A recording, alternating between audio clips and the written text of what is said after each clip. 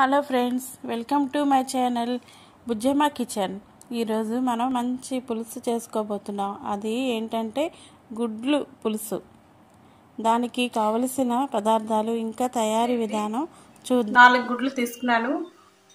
టమాటాలండి, 4 టమాటాలు మెత్తగా ఇలాగా చిన్న ముక్కలుగా కోసుకొని ఉంచుకున్నానండి. అల్లం వెల్లుల్లి పేస్ట్ అండి 1 స్పూను. ఉల్లిపాయలండి పొడుగ్గా సన్నగా కోసుకున్నాను. చిన్న బెల్లం ముక్క అండి, చింతపండు రసం అండి, కరివేపాకు, ఇది వెల్లుల్లిపాయలు, జీలకర్ర, ఆవాలు, మెంతులు అన్నీ కొంచెం కొంచెం 1/2 టీ స్పూను అన్నీ వేసి రోట్లోని వేసుకుని చిల్లాపల్లా చేసి పెట్టుకున్నానండి. ఇప్పుడు ఎలా చేసుకుందామని చూపిస్తానండి. చూద్దామండి. పొయ్యి వెలిగించుకుంటున్నాను. 3 స్పూన్లు ఆయిల్ వేసుకుంటున్నాను. ఇప్పుడు ఉల్లిపాయలు పచ్చిమిరపకాయలు వేసుకుందామండి. ఉల్లిపాయలు వేగాలండి. ఎగ్ పులుసు చేసుకుని చక్కగా రైస్తోనే తినేవచ్చండి. అల్లం వెల్లుల్లి పేస్ట్ అండి 1 స్పూన్ వేస్తున్నాను. ఇదిగోండి ఉల్లిపాయలు, అల్లం వెల్లుల్లి పేస్ట్ పచ్చి వాసన లేకుండా వేగేయండి. ఇందాక చెప్పాను కదండి, మెంతులు, జీలకర్ర, ఆవాలు, వెల్లుల్లిపాయ చిల్లాపల్లా చేసి ఉంచుకున్నవి ఇలా వేసుకోవాలండి. ఇందులో కూడా ఇలా వేగాలి. కొంచెం కరివేపాకు వేస్తున్నానండి. పసుపు వేస్తున్నానండి 1/2 స్పూను. కారం వేస్తున్నానండి 1/2 స్పూను. ధనియాల పొడి కూడా వేస్తున్నానండి 1/2 స్పూన్ వేస్తున్నాను. బెల్లం ముక్క నేను పోపులోనే వేస్తానండి.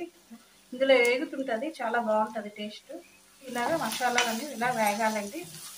ఇప్పుడు మనం ఇందాక టమాటాలన్నీ ఇలాగ చిన్న ముక్కలుగా చాపర్లో వేసుకొని నేను చిన్న ముక్కలుగా కోసి ఉంచుకున్నానండి. 4 టమాటాలు తీసుకున్నాను కదండి, ఇవి కూడా ఇందులో వేయాలండి, వేగుతాయి.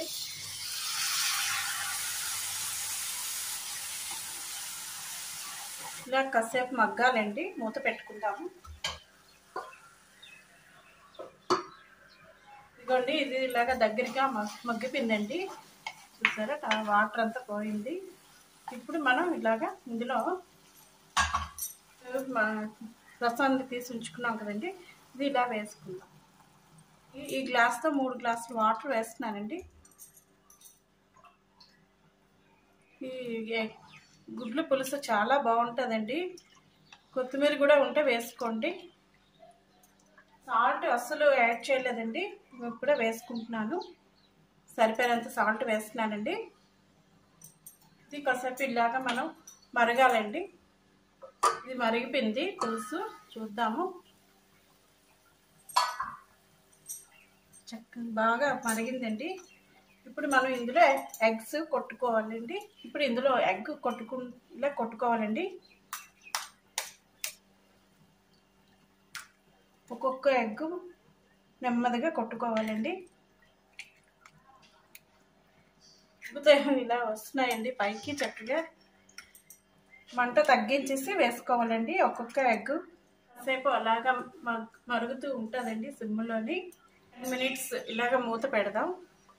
సాల్ట్ చూసుకున్నానండి, కొంచెం సాల్ట్ పడుతుంది, ఒక 1/2 స్పూన్ పడుతుంది, నేను వేస్తున్నానండి.